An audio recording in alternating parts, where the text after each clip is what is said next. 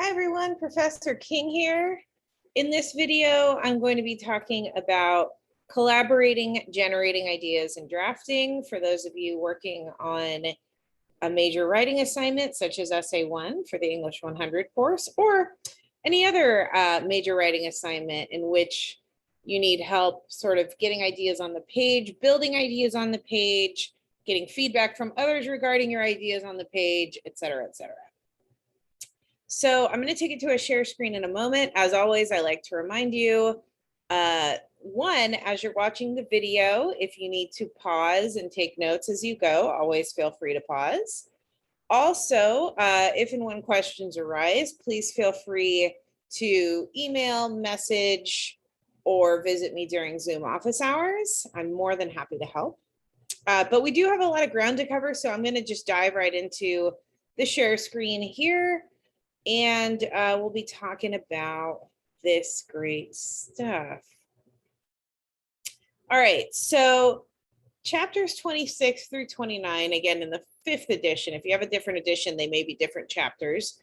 But those chapters discuss collaborating, generating ideas for your writing assignment, and then drafting your writing assignment. We are going to be spending the bulk of time on generating ideas in this PowerPoint. So the collaborating and the drafting will just be a couple of slides, and then we'll dive into that.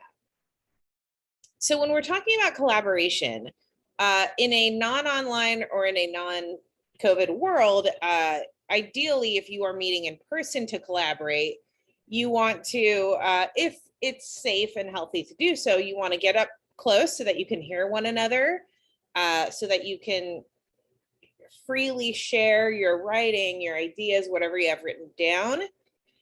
Make sure you're respectful to your peers and colleagues, that any feedback you give, especially if it's criticism, is done so from a place of kindness, collegial respect, and you say things that, you know, you would feel comfortable hearing at your most uncomfortable or vulnerable. Because, you know, when we write, we start to feel very mushy because it's our work and we're not sure if it's good or not. And so we don't want to be completely dragged down in the mud, right? We want someone to give us helpful feedback. And it's always good to have a plan. You know, if you notice, even online, the workshops that you do with just the two of you, two people, I give you a very detailed list of items to achieve in your workshop with your peer, because if I just said, you know, look at it and say if it's good or not, some people are going to give back 3 pages of feedback. Some people are going to give back a couple of words. And so the more you have a plan, the more everyone's essentially on the same page as far as what you're there for, what's going to be achieved, what you need to look out for, et cetera, et cetera. So collaboration is essentially when you're working with peers, when you're workshopping, when you're getting other pairs of eyes on the writing that you have drafted so far. Conferences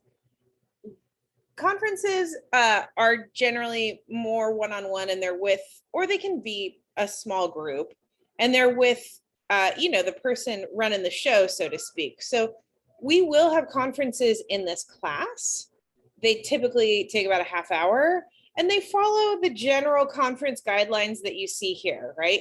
You need to make sure that you show up prepared so that you have something to follow along with. You've got something to do. You've got, you know, whatever feedback I give or directions I give, they apply specifically to what you have in front of you. Make sure you're on time for a conference, because again, like in my class, I generally have 3 to 4 students plus myself in a conference. And so if anyone's late, essentially they are distracting or disrupting what has already started with their peers and myself.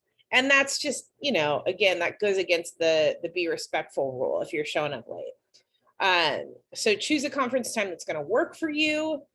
Make sure you're on time to that conference time. And then when you get there, listen carefully and take notes, because a lot of people will get feedback and they'll just sort of listen. And it's like the old saying, in one ear and out the other. If we document that feedback and we, again, sort of make a plan of where we need to go with our own writing, then we tend to forget less the items that were brought to our attention in that conference. And don't just stop at the conference, right? Do a post reflection.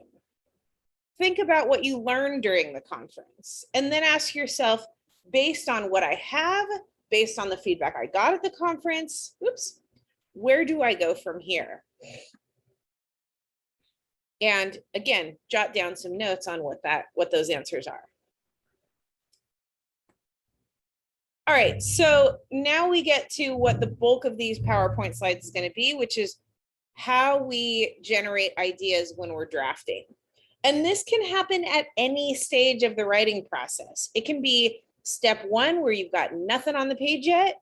It can be after a conference. It can be after a peer workshop or collaboration.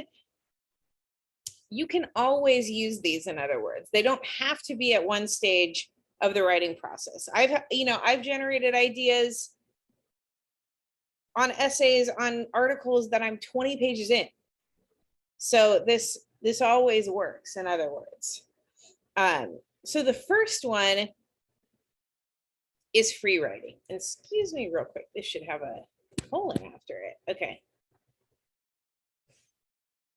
So free writing is what a lot of us are used to, just kind of sitting down, having our notebook or our laptop or even our phone in front of us and just going to work, right? Getting the words on the page. The best conditions for free writing are the following. First, keep it short.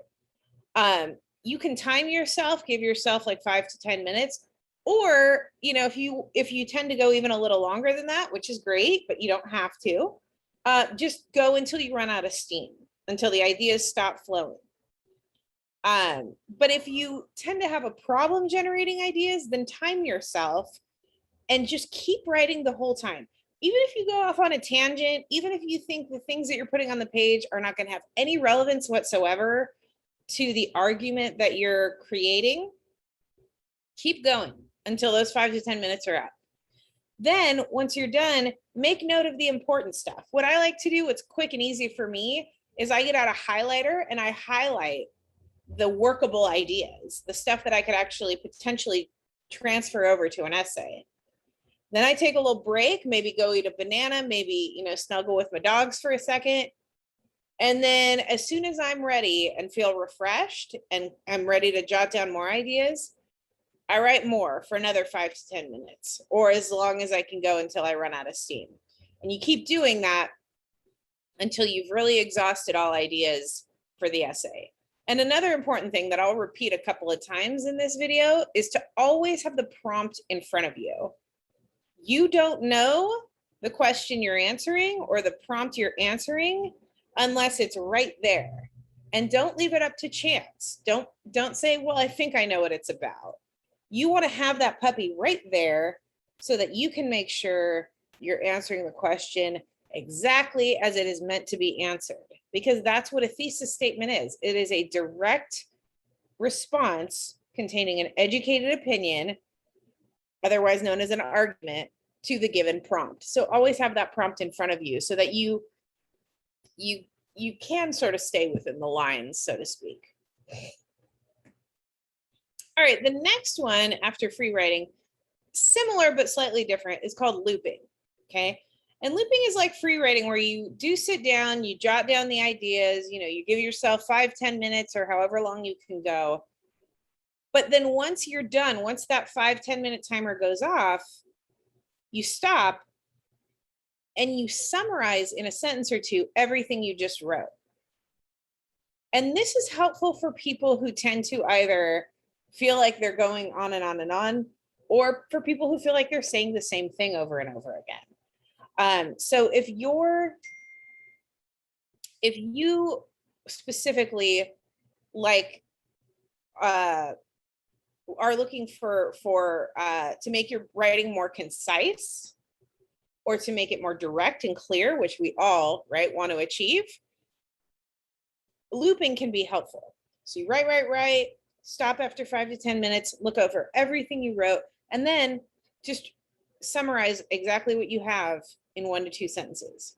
And again, you keep doing that until you feel like you've exhausted your topic. So The second part, the summarizing, is where looping is different than free writing, because free writing, you just have, you let it run wild and then maybe highlight the important parts. Looping, you actually let it run wild and then summarize what you've written. The next, and I don't think I have to explain it, is listing. It's like a free write, except you're listing, bullet pointing, jotting down idea after idea after idea. So for people who maybe don't feel as comfortable getting, a paragraph on the page, maybe you feel like that might slow you down and you have far too many ideas to wait to get them all down in paragraph form. Maybe a list of phrases, maybe not complete sentences, but just a list of ideas is going to help you.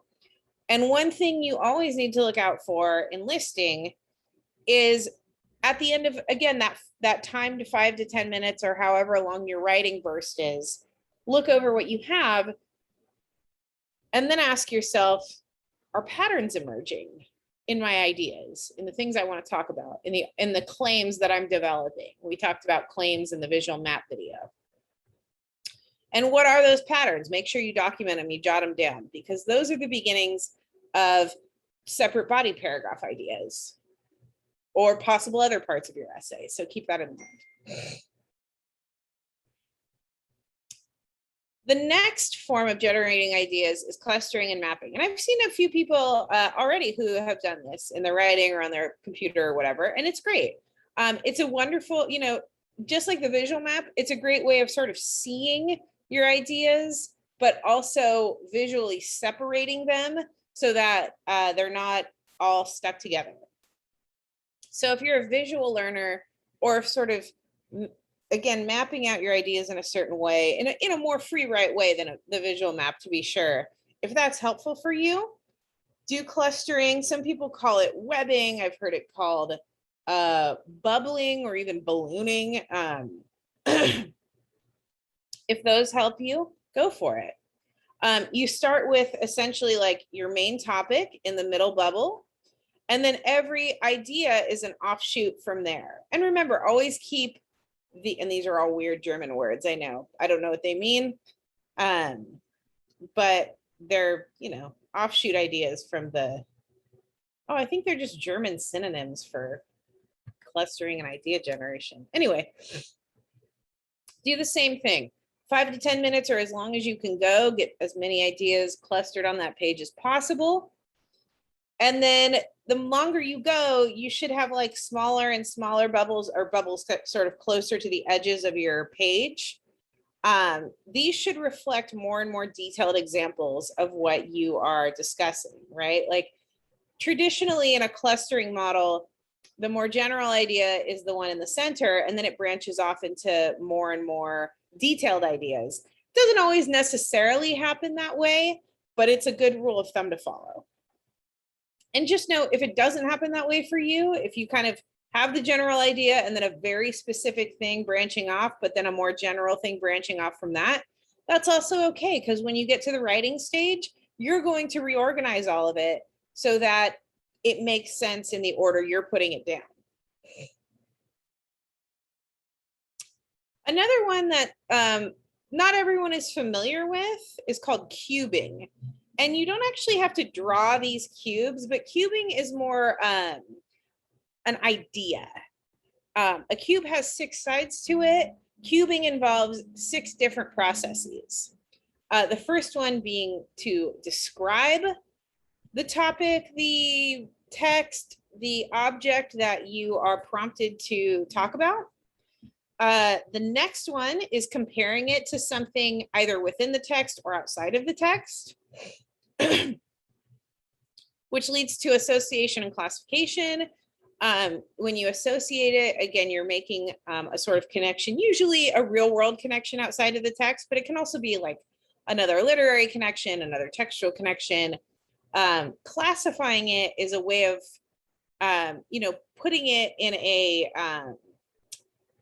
category so that you know sort of what it is, how it functions, what it does, where to find it, et cetera, et cetera. Always make sure you analyze the thing that you're talking about. Again, unlocking that inner 5-year-old that I've talked about in previous videos, and really getting to the the core of the essence of the thing and why it is the way it is and what purpose it has and why it's important for the audience to know, et cetera, et cetera. You can also apply the ideas from the text to other ideas, either that you have or that other writers that you're researching have. And then finally, clearly arguing your thesis, your claims, always having that prompt in front of you to do so. The next one is questioning, sometimes called reporter's questions. And just, you know, in this form of generating ideas, you're really just making sure that it's kind of like cubing in that you're making sure you understand the topic inside and out. So, for example, with Sunny's Blues, right? Who are the characters? What is the plot? What's happening in the play? In the short story. I'm sorry, not a play, a short story. When is it taking place? Are there multiple times it's taking place? You know, what's sort of the larger chronological setting and then the more immediate chronological setting? Where is it taking place? Again, big picture, like area of the world, but also like, where do certain scenes take place? Why are characters doing what they're doing? Why are they saying what they're saying? Why is it important for me to understand this? You know, all that inner 5-year-old stuff. And then how, you know, given that this is a piece of fiction, it's not an essay, it's not a song, it's not a film. James Baldwin chose a short story format.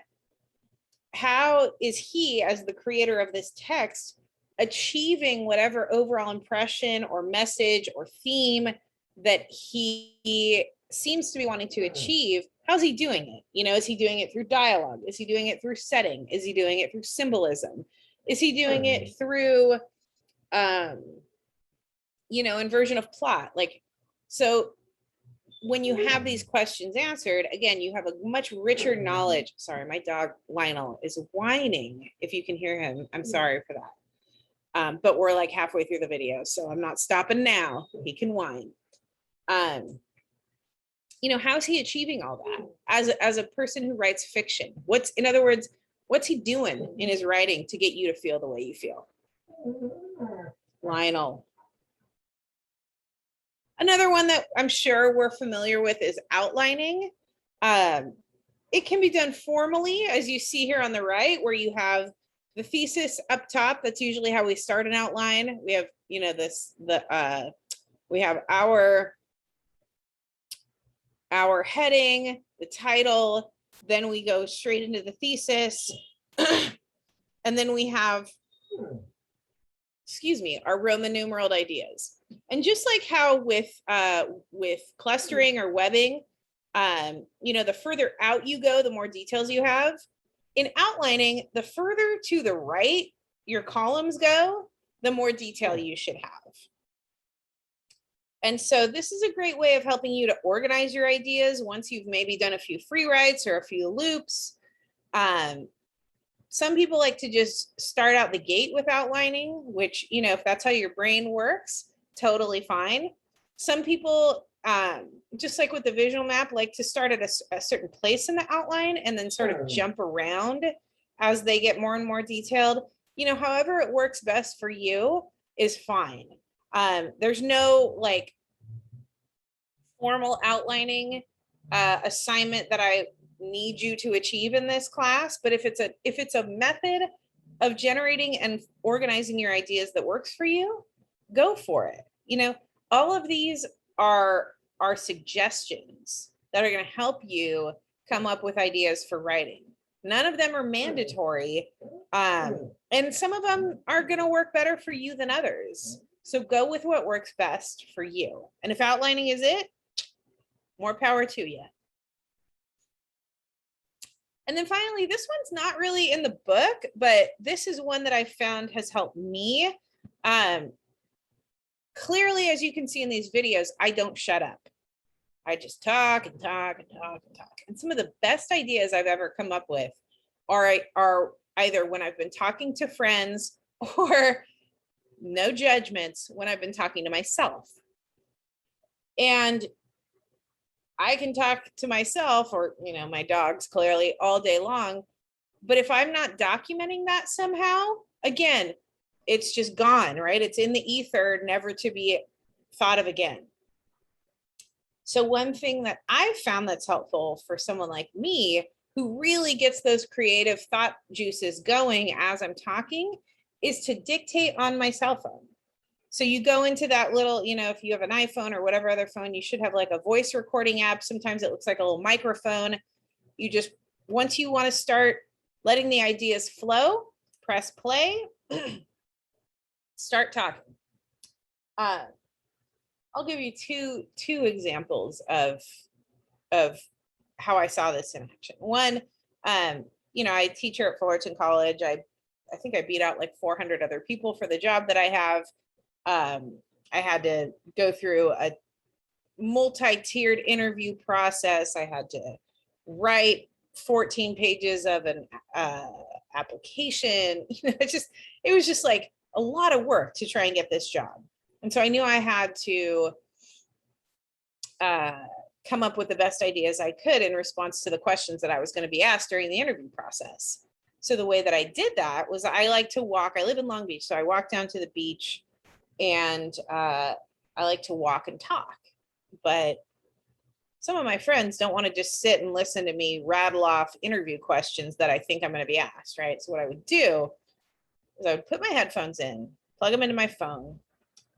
I would pretend like I was on a phone call so that I didn't look totally nuts. I mean, I always look totally nuts, clearly, but it looked less so. It looked a little more incognito, if you will. And I would just start practicing my questions, practicing my interview questions. I would go on my hour-and-a-half walk, come back, and by the time I was done, I had fully fleshed out answers to all the questions. And I recorded all of them so that day in and day out, leading up to those interviews, I could hear myself sharing the answers that I thought were best. Does it involve having to listen to your own voice, which is kind of weird? Yeah, but who cares? We're in a Instagram, TikTok society now. So if you don't know what your own voice sounds like at this point, you probably are living under a rock. Another one is when I used to teach and tutor at Loyola Marymount University. And there was a student who I tutored who went there who had an app. She was, she had a little bit of cash, unlike me, who was the struggling tutor. And she had this program on her computer that she could literally dictate words and they would type on the page, which I always thought was a trip. This was like 10 years ago, and I still think it's the most amazing technological innovation ever.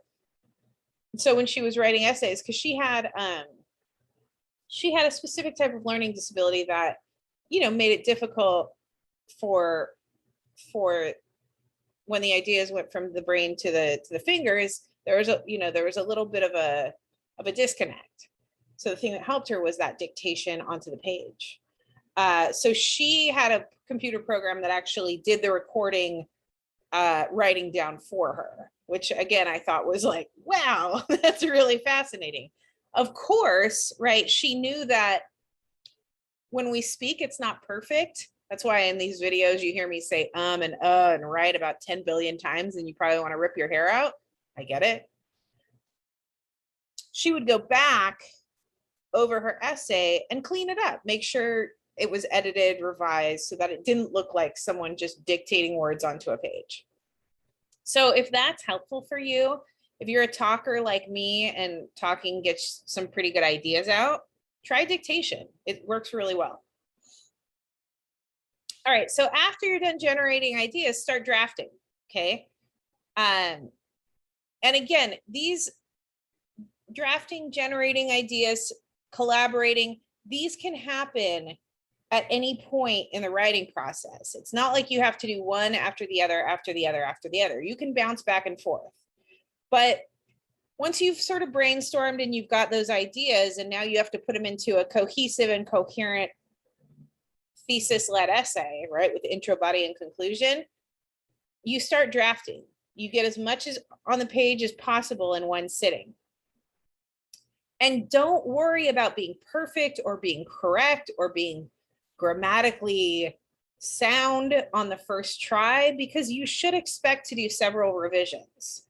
The thing that you are concerning yourself with at the start is getting ideas on the page. Then once you have those, clean them up, organize them, have them make sense for your reader. Because two things. One, if you don't do that, and if you say, the words in writing that I say are the kiss of death, which is, yeah, but you know what I mean. I don't. Remember, your mind is a dark room to me. It's your job as the writer to make it as clear, as direct, as well illustrated, as clearly articulated as it can be. Because if you just expect me to trudge through the drafted ramblings without any sort of cleanup, organization, revision, editing, we're not going to be in a good place. I had a grad professor at Loyola Marymount when I was in grad school there, and her name was Barbara Rico. Brilliant. Went to Yale, wrote tons of textbooks and other books on any number of subjects, just, a brilliant scholar. One bit of advice she gave me, which will always stick with me and that I share with my students now, is if it takes more work for your instructor to read your writing than it took for you to write it, that's not going to bode well for you. Right? So it's your job as the writer to make sure it's clear. But on the flip side of that coin, if you spend too much time worrying at the beginning about grammar, clarity, organization, where something's going to go where, you slow yourself down and you often screech to a halt. So that's why I say get the ideas on the page first, then clean it up and organize it afterward. It's much easier to go about it that way, much faster, but the two of those things need to be done, right?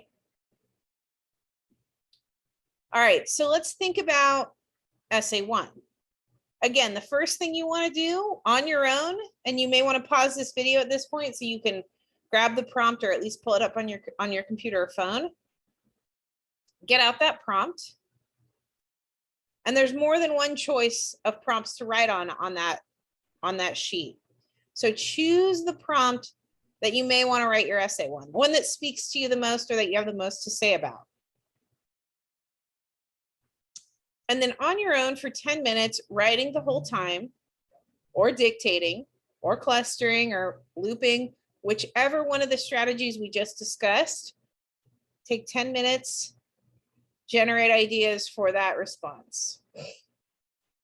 If you, quote, run out of steam, pick another strategy and keep going. Don't pick another prompt. You don't want to be a jack of all trades, master of none. You want to be an expert on one thing. That's what college is all about, right? That's what people get. That's why people get PhDs in, incredibly specific things when they get to that level. Because in college, your job really is to be an expert at one thing, not a sort of amateur at a bunch of different things. So pick one prompt, stick with it, focus on it, come up with as many ideas as you want. And if you run out of ideas, choose a different strategy. If you run out, if you run out of steam looping, try clustering. If you run out of steam dictating, try cubing. Try them all, get as many ideas going as you can. But have the prompt in front of you. And it's also a great idea to have the text in front of you so that you can refer to the evidence you'll eventually be using in your body paragraphs. That's there. And I think, drafting is the last one. Okay, so while we're drafting, just keep in mind the following. Number one, your schedule. Why is that important? Because as I've mentioned to several of you already, it feels like linear time has fallen apart in a post-COVID world, right? Like it's hard to stick to deadlines. You wake up and all of a sudden it's 7 p.m. Like it just feels like time is all over the place. So if you can set up a schedule with realistic deadlines for yourself, you know, given not only that you have school, but some of us have jobs, we have families, we have volunteer work, we have health issues that we have to attend to. We have all number of things. If we have a nice schedule where we can do these, you know, 10-minute bursts at a time, that's going to help us a lot. And always plan for disaster ahead of time. So try to do as much work as you can on the back end so that the closer you get to a deadline, the less opportunity for disaster to happen and throw your whole world for a loop. When you're drafting, make sure you work in an environment where you're most comfortable. You know, for me personally, I work almost exclusively on my couch in my living room, which is exactly where I am right now making this video. I usually have a TV program on pause, which is my reward for getting my work done. So I do like an hour of work and then, you know, watch a little bit of TV, then go back to the work, reward myself with a little more TV. I also hang out with my dogs when I start running out of steam and paying attention back to them when they're not whining my ear off. But if you're a person who likes white noise, who needs music, who maybe you need a freezing cold room. Some people, some of my colleagues love working in their like incredibly Spartan and uncomfortable offices, which is not the ideal location for me. I like to be snuggled up on a couch, but if it works for them, go nuts. So find an environment that works best for you, and that's going to be different for all of us. And when you're beginning to write, again, don't forget to free write or brainstorm first. One of the ways that we've talked about. Write quickly and in spurts, give yourself breaks. Break down that task into doable segments. Again, it's a really good idea to schedule those doable segments out before you get started. And expect surprises, good or bad. You know, some students ask me, Professor King, when we do the workshop, why don't you have us write a full essay as a rough draft? And my rationale is this. A lot of students who are drafting, they may think that they're going to marry an idea, right? They have this first idea and they're like, this idea is killer. It's the idea I'm going with. And then they start writing, or they get a little feedback and they realize, oh, that idea that I thought that I was going to be married to for the rest of my writing life, it's not really working out for me like I thought it would. And I just wrote an entire essay that I feel like now I'm going to throw in the trash. So the reason why I only have you do half an essay for the draft is because I'm anticipating those surprises, good or bad. I'm anticipating your writing to start here and then maybe veer off to the left. I'm expecting that idea that you were married to just be an idea you dated for a couple of weeks. I'm expecting all of that. So you should expect that too.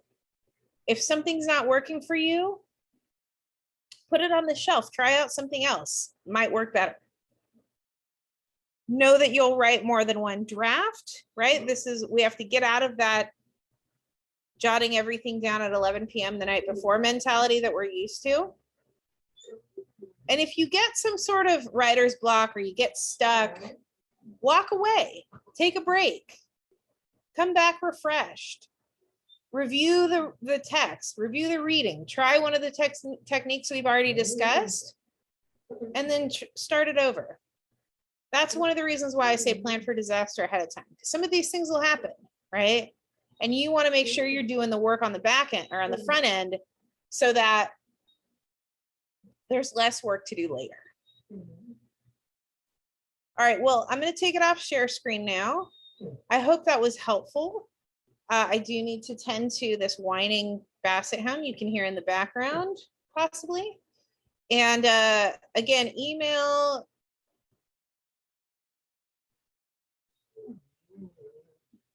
visit Zoom office hours or Instagram message me, whatever works best for you. I'm here to help.